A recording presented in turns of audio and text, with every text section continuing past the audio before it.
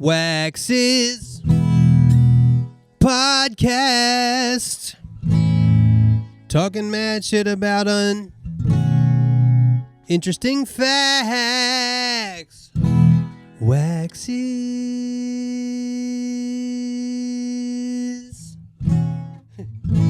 podcast. Listen to it every Wednesday. Listen to it every Wednesday in case you didn't hear that part because I didn't have the mic up to my ear. I'm out here being unprofessional, y'all. I don't even have the fucking guitar plugged in. I just got the one mic, but the guitar was sitting here, so I decided to do that beautiful rendition for you. If you're at home and you're wondering, what does it feel like to be a professional? This is how it feels like, and I want you to know that you can't do this. There should be a little notice at the beginning of this, like there used to be on Jackass, that this is a stunt performed by a professional musician. If you're going to do this at home, make sure you have your guitar plugged in, make sure you have everything plugged in, and do this professionally. The itsy bitsy spider went up the water spout. Down came the rain and washed the spider out. Anyway, that's a children's song. It's called The Itsy Bitsy Spider. I was thinking about children's songs the other day and how in like the LA songwriting world, how if somebody came to the table with a song like Itsy Bitsy Spider, how it would be critiqued. I mean, itsy bitsy, that's a little bit childlike, wouldn't you say? Not in a good way, not in like a cool way like Sabrina Carpenter would have. It's more like in a little kid way. Hi-ho Hidaria, like that's kind of catchy, but it's also kind of kitschy. It's catchy, but it's kitschy, but it's not kutch. Never mind. Let me take a sip of my coffee. It's way too fucking hot in here.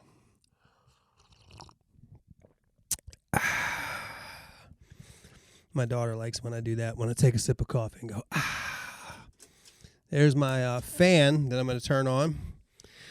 And back with Wax's podcast, y'all, episode 176. I don't have much to talk about today. If you live a mundane life where you basically have a child, a wife, you live in a house, I feel like I would end up saying the same things every week. Monday through Friday. One thing I can tell you about living this lifestyle as opposed to the lifestyle I used to live when I was more like a starving artist or whatever, is this lifestyle is all organized by day and week. Every week is kind of the same, and it's all organized by day, whereas it used to be like, who knows what day of the week it is? It might be Sunday, I'm out drinking. It might be Monday, I'm in the studio. It might be Tuesday, I'm in Belize doing cocaine with supermodels. You know, that's just how I lived. But now I don't do the cocaine with supermodels on Tuesday anymore because my kids got daycare and I probably don't have time to get to Belize. So I'd pretty much just be taking a flight there and a flight back by the time I got to pick her up. And the whole cocaine thing is going to be probably a bad look for me to show up on cocaine. And the supermodels thing, that's not going to work. I'm married, you know? So life's just not what it used to be. So I'm just here. It's a Tuesday. You're going to probably listen to this. I don't know when you're going to listen to this. What do I know what you're doing? Maybe you live the old school lifestyle that I used to live, the bohemian starving artist lifestyle. Maybe when you're listening to this, you're living in your fucking tent that is in some street where homelessness is rampant, and the only thing you own is something that can play podcasts, because the only thing you care about, literally more than yourself, more than your well-being, and especially more than your personal hygiene, is listening to Wax's podcast and figuring out what he did this week and figuring out how can you model your life after the life of Wax. If you'd like to model your life after the life of Wax, have a 2-year-old daughter that does awesome things, man. I've been really excited actually about being a father this week. Yesterday, or actually this morning, my daughter has this thing that my wife bought her, like a bunch of knickknacks from the dollar store, just random, like just puffy cotton balls and like just random plastic scoopers and little shapes and blocks and cards. And she bought her these pipe cleaners. And they're multicolored pipe cleaners. I've just been throwing them at my daughter and saying, spaghetti. And my daughter picked that up and she started throwing them. And she goes, a patty, a patty, instead of spaghetti. But yeah, as I said the word knick-knack, I had a weird dream this week. I dreamt about a genre of phrase, and knick-knack is in that genre. Knick-knack, hip-hop, kit-kat, tic-tac, fiddle-faddle, pitter-patter. It's almost like the opposite of a rhyme. It's where all the consonants are the same and the only thing that changes is the vowel. So knick-knack is a perfect example of it. I had a dream that I was writing a list of phrases like that, and I woke up and I was like, why in the fuck would I dream about that? But you can't control your dreams unless you're a god or Satan, for those that don't know.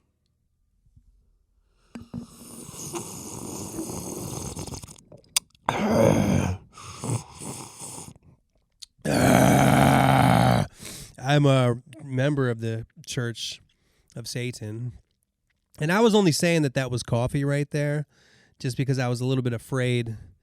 I was a little bit afraid to admit that I was a member of the Church of Satan. But recently, with all the stuff that's happening in the world, you know what? I'm just going to let my satanic flag shine. That's not coffee.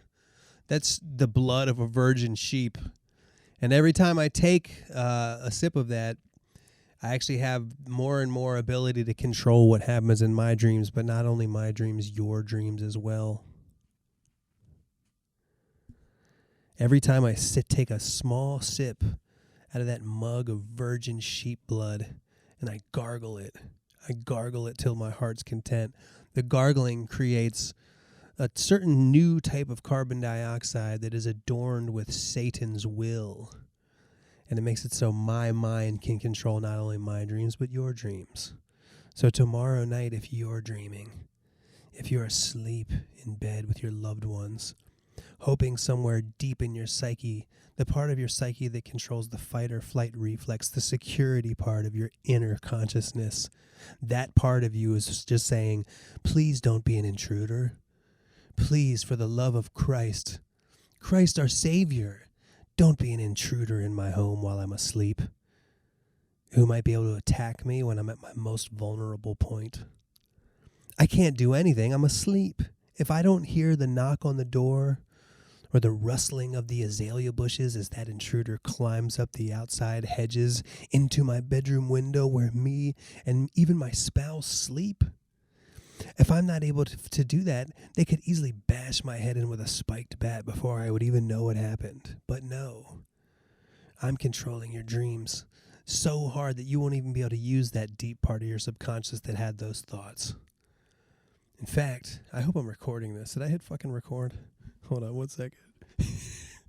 I might not have hit record, but even if I didn't, if I gargle enough of that virgin sheep blood, not only can I control your dreams, but I have the ability to go back in time for 5 minutes and hit record, and then it would record what I had said. It actually goes back in retrograde. A lot of people don't know what it means when they say Mercury's in retrograde, but you can actually use that term retrograde for going back in time and recording what you had previously said, but immediately go back in time, then flip back to the present. So you don't have to fucking say all that shit again anyway. I can control your dreams now.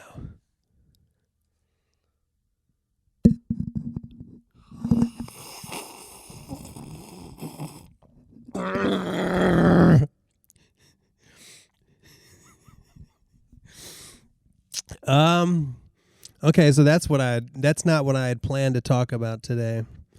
What I actually wanted to talk about was the saga of my Ring doorbell. If you've been watching the last 2 episodes, you know that a task that I had to accomplish around the house, a task that a real man would accomplish for his family, was installing the Ring camera doorbell system. Speaking of home security, I was going to install the Ring doorbell home security system, but alas, as I mentioned on last week's podcast, I was unable to. I installed the doorbell as said, but there was no electricity going from my doorbell wires to the doorbell. And when it came down to finding my doorbell, what the fuck do they call those things? I can't remember the name. It's the little box where the doorbell has its own small low voltage power. Why can't it, like, not transformer. I didn't know where the doorbell transformer was. It's not in the box with all the other shit. The doorbell has its own transformer. I found this out using Google and YouTube. And once somebody said, a lot of times it's in the walls. I was like, we need to get somebody professional over here. So I actually felt pretty good about the fact that this guy, Saul actually, that's funny. Saul and Saul are very different names, but they're also the same name in a weird way. But Saul came over and he had trouble doing it too. It turned out the transformer, which was fucking easy to find, I could have found it in my closet. That thing was busted, as was not only the doorbell, but the doorbell chime was unable to receive power, and he had to go to Home Depot and buy not only a new transformer for the doorbell, but he also even had to buy a new doorbell chime system. So even a professional, aka a real man, was unable to fix this thing super easily. I thought for sure somebody would come over here and do it in 5 seconds and basically look at me like I was a moron, but this dude had trouble, and like when he came in the door, it was hot outside, and when he had to go to Home Depot, he like gave me the receipt and I paid him and everything. And when he was like up on the ladder and it was sweating and it looked difficult for him to do, I actually got a little bit of like relief because it made me not feel like so much of an idiot when it comes to home repair. As I said on last week's podcast, that's not my forte. My forte is actually improvising rants about being a Satan worshiping blood drinker. That's my forte. Not as useful as a skill as home repair. I think that this might be the last time that I have coffee while doing the podcast.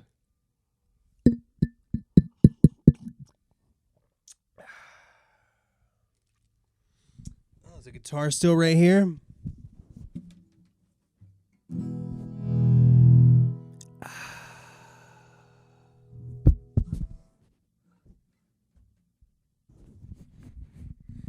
Back to our regularly scheduled program. Those of you that are married or even have long-term relationships, you may sleep in the same bed with your spouse, but as the relationship progresses, especially you have kids, you move in together, not every night do you go to bed at the same time. Oftentimes, one person in the relationship is a little bit more of an early bird than the other person being a night owl. So in the morning, the early bird might be getting the worm, and the night owl might be regretting their choices. But in the case of me and my wife, I'm definitely more of the night owl, and she's more of the early bird, and sometimes she retires early, and I'll stay up a bit later. And last night was one of those nights. I stayed up a bit later. Nowadays, you just like look at your phone for even fucking longer than you did during the day. Although I've been pretty good about not looking at my phone. I've been really present in my kid's life. And most of the time when I'm looking at my phone, it has something to do with my job or whatever. But last night, I was just thinking about it. I used to be kind of an addict. I used to smoke cigarettes and I used to drink every night and stuff. And what they would call an alcoholic. And many alcoholics know that when you quit drinking, you'll often substitute the beer or liquor that you used to drink, which is technically sugar.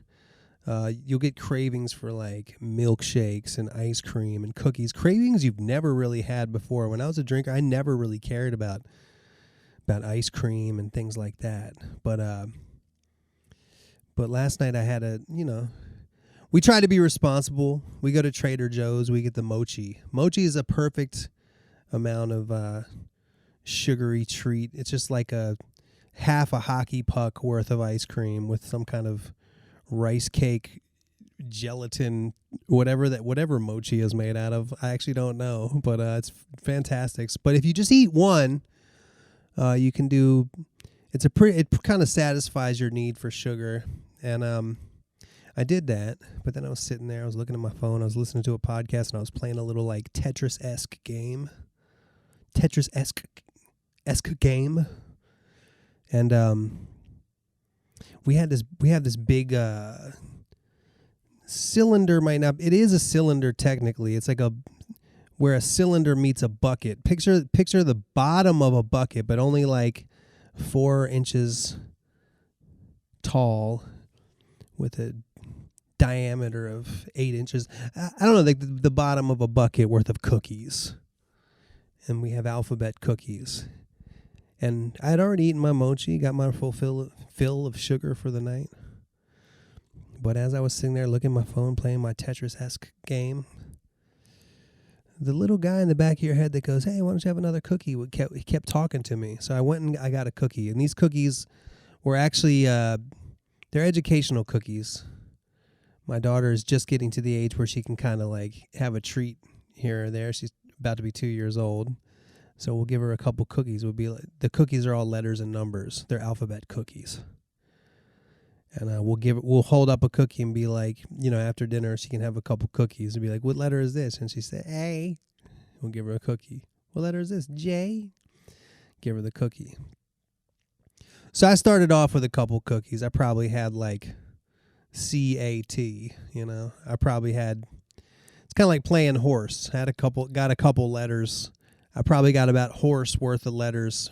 I probably got about cat worth of letters first handful. Thinking like, oh, no big whoop, Second handful. A couple minutes later, I got like about horse full of letters. And it was just funny because I kept like getting up. I'd go all the way to the kitchen, get a little bit of cookies, then go all the way back down and sit on the couch. Didn't even have the TV on. I'm just looking at my phone. I could have easily just stood by the counter looking at my phone with my left hand or whatever, with my right hand buried in the alphabet cookies.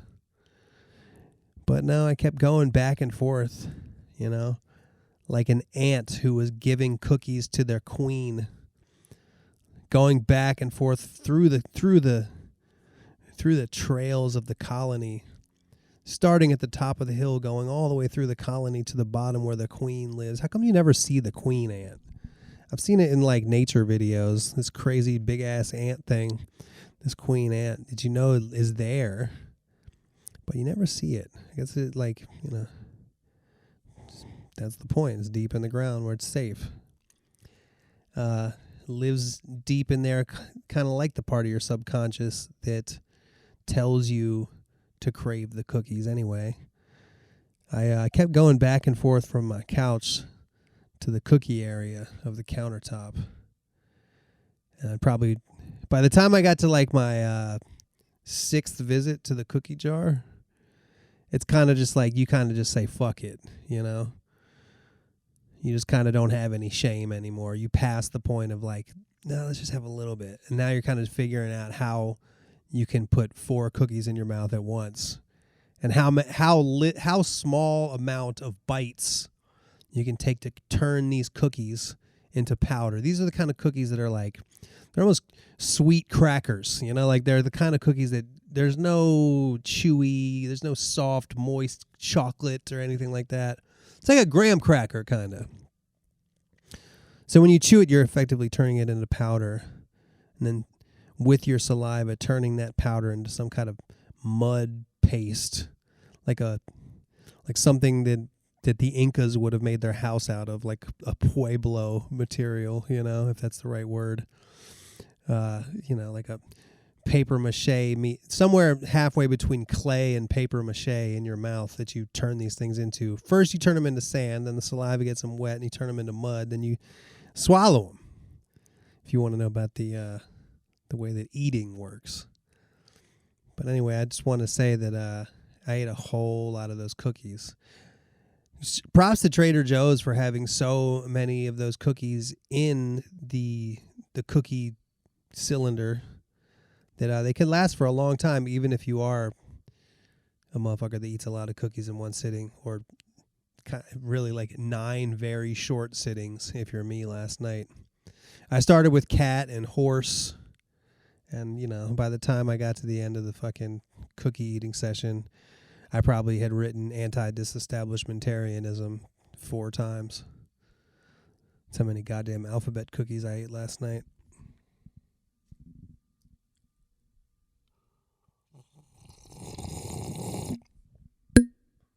I was hoping that would ding. Sure didn't. It's a pretty good little percussion instrument there. Mug tap with the mic. Anyway, do I got anything else to say? I swear to God, my notes say cookies and ring bell. Ring bell. That meant the ring doorbell, but it's just, I wrote it down as ring bell. It sounds like I'm ringing a bell. Speaking of ringing bells, I am married and the wedding bells rang a while ago. I don't have a story about that. That's just the first word association that I got from ring bells. There used to be an old song called Ring My Bell. You can ring my bell, ring my bell, which ended up becoming some famous hip-hop song. But yeah, I don't really have anything else to say today, y'all.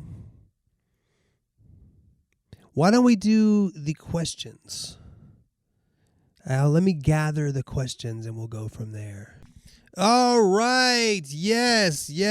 I am back and we're going to the questions. If you have a question or you want to give a shout out, you got some shout outs to some friends, enemies, family members, anything like that for this podcast, beatsforwax@gmail.com, beatsforwax@gmail.com. I got a few questions that I just pulled up on my handy dandy laptop right here, and we're going to go to it. This one's from Mark F. What's up, Wax? Happy to see the podcast is back up and running. Been listening since the beginning. My 2 sons are also big fans. I plan on taking my family to your show in Chicago later this year. My sons are 4 and 6 years old. The venue website says it's an all-age show, so I'm happy that my kids get to see you for their first concert. Their 2 favorite songs are Turtle and Coffee.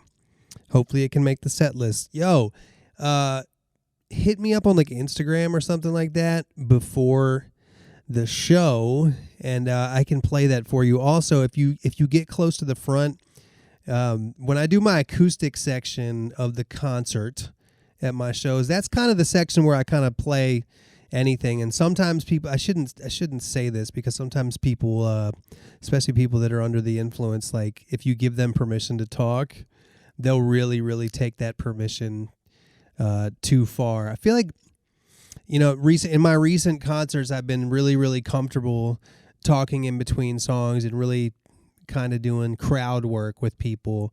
But there's been a couple shows where one person getting way too involved in the idea that they can talk during the show, especially during the acoustic section of my show, which is like I can't just play the beat and you can't hear them anymore. Some people just don't understand that the show's not all about them. I've had that happen in a couple of my recent shows where I really wanted to just tell the person to shut the fuck up, but it would just sound mean if I did it. Anyway, I don't think that you're going to be like this, Mark. So if you're up near the front and you request coffee in between one of my songs, I'm sure that I'll be able to do it for you, especially if you have a 4-year-old and a 6-year-old there, which, by the way, I would be honored if I was their first show. Shout out to Jude and Marcellus. But I'm going to be honest with you, man. It's not a children's show. It's adult material. A lot of my songs, especially my old songs, are really not suited for a 4 and 6-year-old. So this is your choice. You know, it's kind of random that it was all ages. I think usually all ages means like, you know, if you're 17 or 19, you can come through. But I'm totally cool with you taking them. That's really your choice, but I'm not going to stop. There's a lot of like, you know, one of my songs, it says like cunt a bunch of times. So you're going to be the guy that has to explain what all that stuff means to them, not me. I'm just singing my songs. So you have been warned. But dude, I'm glad you're going to be there. And shout out to Jude and Marcellus. And I'm sorry if they are listening to this shout out. I'm sorry I said cunt. And I'm again sorry I said cunt that time and the time before it explaining it. Justin K. Subwax, this is Justin K, a.k.a. Gene the Bean. I'm super excited about the return of the podcast. I just wanted to say that although the video element is cool, I fully support you doing just the audio if it makes it easier for you and helps you speak more naturally and comfortably. Everybody says comfortably. Is that just me?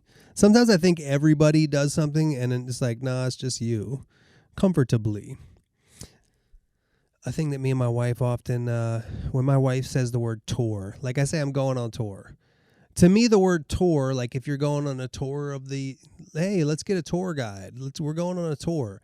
It's no different than, it rhymes exactly with 4, you know? Like the number 4, or we're going to war. Sure is kind of like a weird one, but tour rhymes with 4 or more. To her, it rhymes with sewer. Like you're going on tour, and she thinks that it's weird that I say it like that. Beats4x@gmail.com. Who thinks she's right and who thinks that I'm right? Just say that I'm right.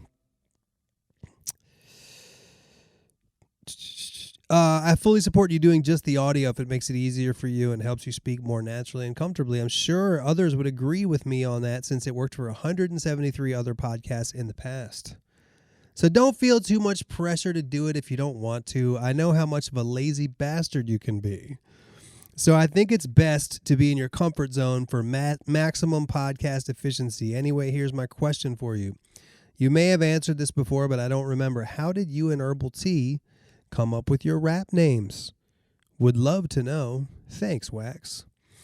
First of all, as far as me doing the video element of this podcast, it's really not that much harder. It would be harder if I had to do all the editing and whatever. I think that we're not even doing any editing. I think we're just like, whatever I say, that's on the podcast. But including, we'll see if Quinn edits that out. That's like a test to see if he does any editing. I don't think he does. But my boy Quinn, who really was the person who encouraged me to bring back the podcast more than anybody. A lot of people told me to bring back the podcast, but Quinn is somebody I actually know in life that shoots all my videos, and he told me that he would help me do this. In other words, he will be doing, I'm recording it, and I send him the files, and then he does the rest. And we're hoping that after a while, maybe we'll gain some traction and get a sponsor. I would like to start doing my podcast with a guest. I would like to do a podcast with my brother. It's very difficult because the timing just doesn't work out, man. And it's hard when you have a 2-year-old kid. I can't really just bring my brother over at any time to do a podcast. If I did that while my kid was here, she would just be knocking on the door like, what the fuck are y'all doing? You know, she talks like that too. She's not even 2 yet, but she says, what the fuck are y'all doing all the time? But she would just want to be involved. If we did it while she was asleep, it might wake her up. And then if we did it during the day, where sometimes she's at daycare, my brother has a job. So there's no real time for the Wax and Herbal Tea podcast to continue. It was easier before when I had my own studio space outside my house, but now I don't. So me and my brother's workflow has gotten fucked up over the last couple of years. Goddamn child. No, but even without my child, we lost that space to do, that studio space. So we have a bunch of songs that are pretty awesome too for this Wax and Herbal Tea album project, and we haven't been able to revisit the songs really. I mean, we did an occasional session here and there, but hopefully we can get back to it. Speaking of that, you also asked. Oh, before I get to that, as far as me doing the video, I'm cool with doing the video. I feel like it'll make it, like if the video always looks the same and I'm kind of just rambling, I wonder if people will even. They'll be like, oh, this is the same shit he did last week. I don't know. We'll see. I'm going to do it. I'm going to do the podcast, y'all. Even if people hate it, I'm going to do it. How did you and Herbal Tea come up with your rap names? Well, how does the wind decide to blow east? How did the birds decide to fly? How did birds come up with the idea of flying? Why is the sky blue? How did the sky decide its color? I don't know. Nobody does. Wax and Herbal Tea, the invention of those names just came from God, and only God knows the true secrets as to why that happened. To be honest with you, I was really young when I came up with that, and I don't remember where it's from. That's the honest truth. I think I just thought it sounded cool, and I believe Herbal Tea is some kind of marijuana reference. But my brother, you would think if your name was like Tom and you smoked a bunch of weed, like herbal tea would be like a good name because you're like herbal Tom. T short for Tom. But my brother has no association with the letter T. His name's Chris. So that makes it even more marijuana related. Anywho. This one is from Unfortunately Rob. What's up, Rob? I remember you from the podcast of the past. Hey, Wax, I just wanted to write and thank you for taking the time to bring back the podcast. I don't know what, but there's something missing about the way there's something about the way you form interests growing up that stick with you for life. Okay, you're talking about yourself. Okay, this is... That's how narcissistic I am. I think you're talking about me. You're talking about yourself. I thought you were saying me, but you're saying it like in a... There's something about the way that you form interests growing up that stick with you for life. This year I've been fortunate enough to see some concerts from bands I started listening to in the critical era of youth, in which core interests are formed. I like the way you speak, unfortunately, Rob.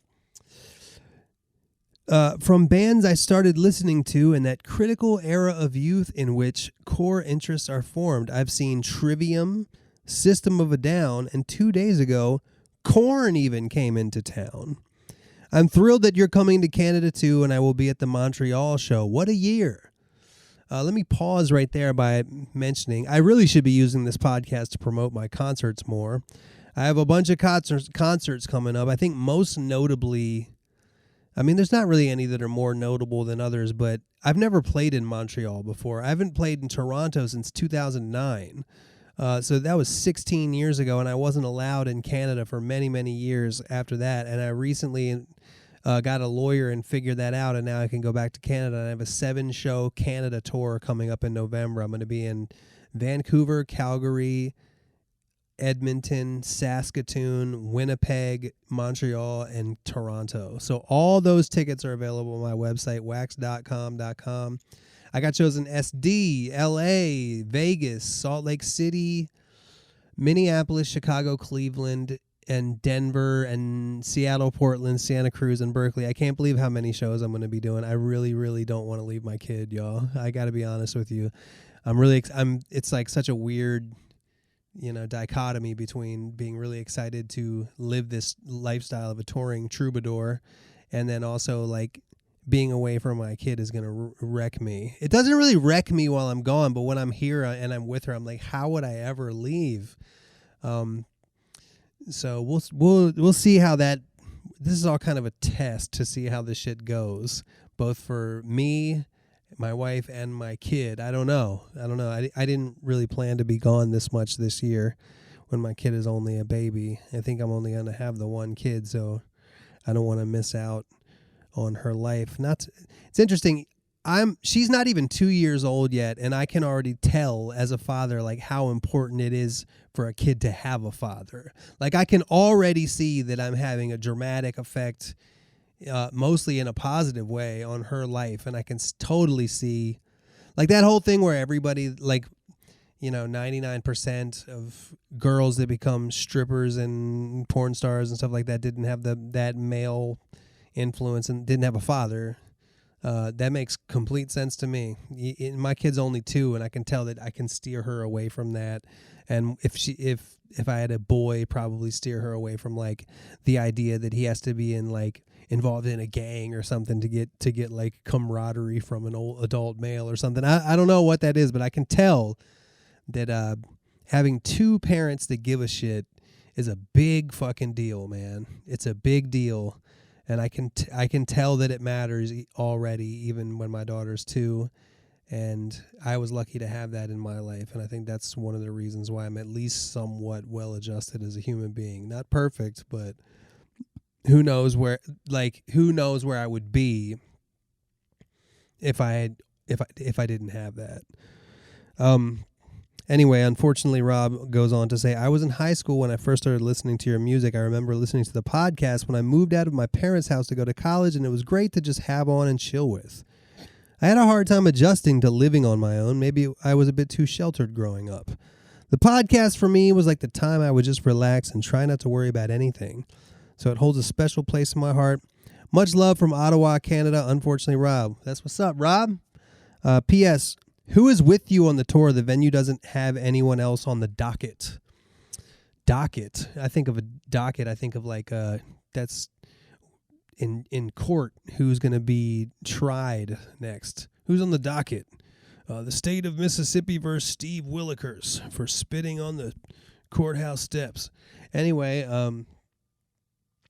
as far as the opening act in Canada, I have officially, I don't know who's going to be opening those shows, and I have officially removed myself because the promoter was going to try to get a Canadian person to roll with us, and maybe even some local openers. I am trying to book, shout out if I doubt he's listening to this, but I'm trying to book Truth, who's part of Icon Hip Hop in Vancouver, to open the Vancouver show. But besides that, I'm removing myself from the process of booking openers because it's kind of started happening recently, and I think this is a good thing. It's like a sign that I'm doing something right. Every time I announce a show, a bunch of people hit me up on Instagram direct message and probably other inboxes I have scattered throughout the internet. People hit me up, and they always want to be the opening act.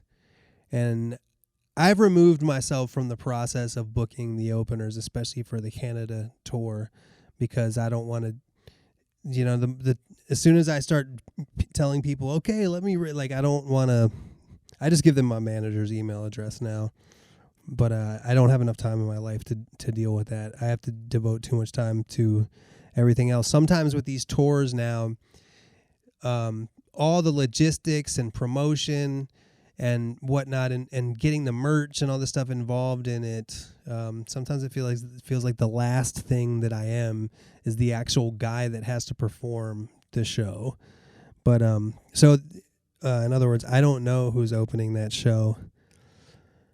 But I want to say this, Rob. It's interesting. You say that you were listening to my music in high school, and I think what's cool about I just did this tour of the East Coast. I did 2 weeks over there in all these venues, and people that come to my shows now, a lot of times they're like you. They listen to the music in high school, and now they're in their 30s. They might have kids, or at the very least, they're like, they're like adults, like people that, haven't lived with their parents in a long time, probably like you, Rob. But I still listen to the music that I listened to in high school, and that stuff the music you listen to in high school will always be the music you listen to in high school. Just like the first concert you go to will always be the first concert you ever went to. You can't change these things, and there's still a place in my heart that I hold. The music that I listened to is shit in middle school even. And some people say they started listening to me in middle school or even elementary school. And when I go to the show now, my own show, I like to play all the old songs that people are going to ask me to play anyway. And it's like I